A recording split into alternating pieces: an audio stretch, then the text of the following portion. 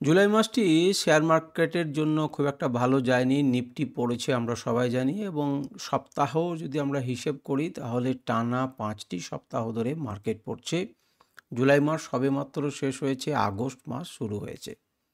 আমরা এই ভিডিওতে শেয়ার মার্কেটের নিউজ সংক্রান্ত এই ভিডিওতে আমরা আলোচনা করব 10টা মান্থলি ডেলিভার্ড স্টক বিভিন্ন ইন্ডেক্সের বেসিসে। কেন? কারণ হচ্ছে এই যে ৫টা সপ্তাহ ধরে মার্কেট পড়ছে এবং আগস্ট মাস শুরু হয়েছে, তাহলে এই সময়টাতে কোন কোন স্টকগুলোতে সারা মাসের বেসিসে ডেলিভারি বেশি নেওয়া হয়েছে সেটা আমাদের জানা প্রয়োজন। তাহলে আমরা বুঝতে পারবো যে স্মার্ট মানিরা মান্থলি কোন জায়গাতে ঘোরাফেরা করছে এবং কোন স্টকগুলোকে নিয়ে চিন্তাভাবনা করছে। একটা ডিসক্লেমার প্রথমেই দিয়ে দিই, এর মানে এটা নয় যে আপনি কালকেই এই স্টকগুলোকে কিনতে শুরু করবেন বা আমি সেরকম ধরনের কোনো কথা বলছি না। এনএসসি ওয়েবসাইটে আপনারা ফ্রিতে এটা পাবেন। আমি শুধু সাজিয়ে গুছিয়ে এক জায়গাতে করে লিখেছি যাতে আপনাদের সুবিধা হয়। তো চলুন ভিডিওটা শুরু করি। আমাদের top monthly delivered stock Nifty 50-র ক্ষেত্রে প্রথম আমরা যেটা আলোচনা করব সেটা হচ্ছে নিফটি 50 ক্ষেত্রে। যারা আমার ভিডিও এর আগে দু একবার দেখেছেন তারা জানেন যে আমি এক এক করে প্রত্যেকটি আলোচনা করব। তো প্রথমে হচ্ছে নিফটি 50। তো দেখুন, ভারতী এয়ারটেল কিন্তু আগের মাসেও ছিল, এ মাসেও আছে। ICICI bank, Axis bank, Kotak bank, TCS, HCL, Apollo hospital এগুলো আগেও ছিল। আইটিসি আগেও ছিল, এই মাসেও কিন্তু আছে।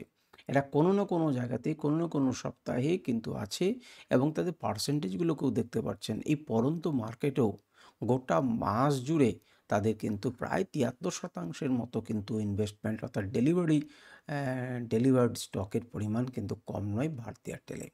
আইসিআইসি ব্যাঙ্ক এবং অ্যাক্সিস ব্যাঙ্ক এই তিনটি ব্যাঙ্কই কিন্তু কি রয়েছে 70%-এর উপর রয়েছে এবং কোটাক ব্যাঙ্ক খুব কাছাকাছি রয়েছে 70%-এর কাছাকাছি। টিসিএসের রেজাল্ট বা অন্যান্য বিভিন্ন রকম নিউজ খারাপ আসা সত্ত্বেও মান্থলি তার কিন্তু ডেলিভারি তে কোনো অসুবিধা হয়নি, ভালো ডেলিভারি সেখান থেকে কিন্তু এসছে। আমরা দেখতে পাচ্ছি আইটিসি, এলটি এগুলোতে কিন্তু ভালো ভালো ডেলিভারি হয়েছে। তো এবারে চলুন আমরা মিড ক্যাপ কোন কোন স্টকগুলোতে ডেলিভারি বেশি হয়েছে একটুখানি দেখি। যার মধ্যে লাগাতার প্রত্যেকটা সপ্তাহে থেকে যায় সেটা হচ্ছে জি ভার্নোভা টিডি। তাতে দেখুন 69%-এর মতো ডেলিভারি হয়েছে মিড ক্যাপ কোম্পানিটিতে।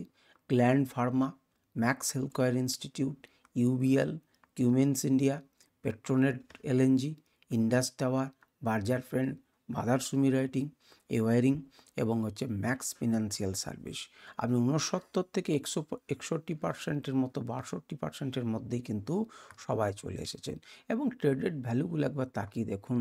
এই যে 2,53,00,000, 4,14,00,000, 6,28,00,000, 10,10,00,000, 1,00,00,000 খুব কম ট্রেড হয়েছে তা নয়, কিন্তু প্রচুর বেশি ট্রেডেড কোয়ান্টিটিকে নিয়ে তারা হয়েছে এবং ফার্মার সেক্টর খারাপ হওয়া সত্ত্বেও 3%-এর বেশি পড়ে গেছে আমরা জানি আগের দিনে, কিন্তু তা সত্ত্বেও দেখুন গ্ল্যান্ড ফার্মা এবং ম্যাক্স হেলথকেয়ার ইনস্টিটিউটে কিন্তু ভালো রকম ডেলিভারি হয়েছে। আচ্ছা, এতে করলো মিড ক্যাপ।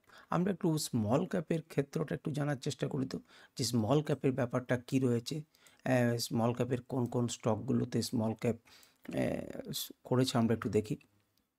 যার মধ্যে জেবি কেমিক্যালস এবং হচ্ছে ফার্মাসিউটিক্যালস দেখুন 71% কিন্তু তারা করেছে। Timken, Bayer Crop Science, India Mart, এবার হচ্ছে এমকিউ ফার্মাসিউটিক্যালস, খাজারিয়া সিরামিক। আচ্ছা, এরপর হচ্ছে দেখুন তামিলনাড় ব্যাংক, সেটা হচ্ছে মার্কেন্টাইল ব্যাংক। এরপর হচ্ছে সেঞ্চুরি ফ্লাইবোর্ড, আর তাছাড়া রয়েছে আপটুস ভ্যালু এবং 5 স্টার বিজনেস ফিন্যান্স। এরাও কিন্তু 70 থেকে 71, 72 থেকে 60%-এর মধ্যে রয়েছে স্মল ক্যাপ কোম্পানি এবং এগুলোতে কিন্তু ট্রেড খুব কম হয়েছে তা নয়।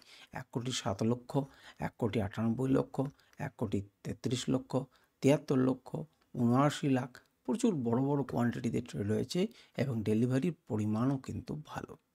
আচ্ছা, এরপরে আমরা এফএনও স্টক আলোচনা করি। এফএনও স্টকের নতুন কিছু বলার দরকার নেই, 150-র মধ্যেই রয়েছে, কোনোটাই বাইরে নেই।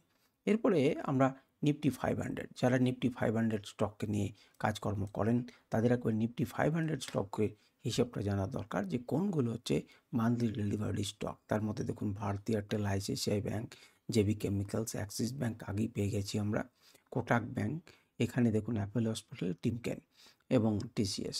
এরা কিন্তু একদম দেখুন টপ 500-এর মধ্যে যে কোম্পানিগুলো রয়েছে, 72 থেকে আপনার কত রয়েছে, 73 থেকে আপনার 67।